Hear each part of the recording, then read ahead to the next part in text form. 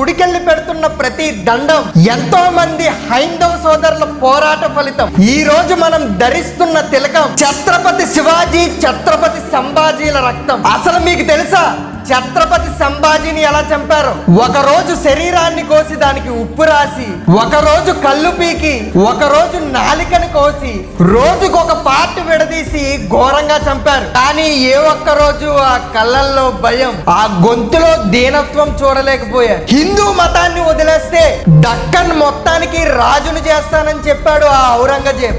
అయినా సరే స్వరాజ్య లక్ష్యం, స్వధర్మ కాంక్షతో 11 రోజులు చిత్రహింసలు భరించి స్వర్గం పొందారు. తన జీవితాంతం హిందూ ధర్మం, మరాఠా గౌరవాన్ని కాపాడిన మహానాయకుడు సంభాజీ మహారాజ్. ధైర్యం, అసాధారణమైన త్యాగం, దేశభక్తి, వారి పోరాట స్ఫూర్తి ఫలితమే ఈ రోజు మన సంస్కృతి ఇంకా బతుకుండడానికి ఏకైక కారణం. అలాంటి ఛత్రపతి సంభాజీ మహారాజ్ జీవిత చరిత్ర సినిమాగా తెరకెక్కింది. సినిమా పేరు చావా. చావా అంటే సింహం బిడ్డ అని అర్థం.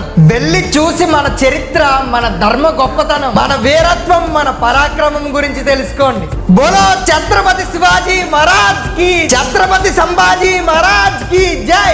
జై భవానీ, జై శ్రీరామ్.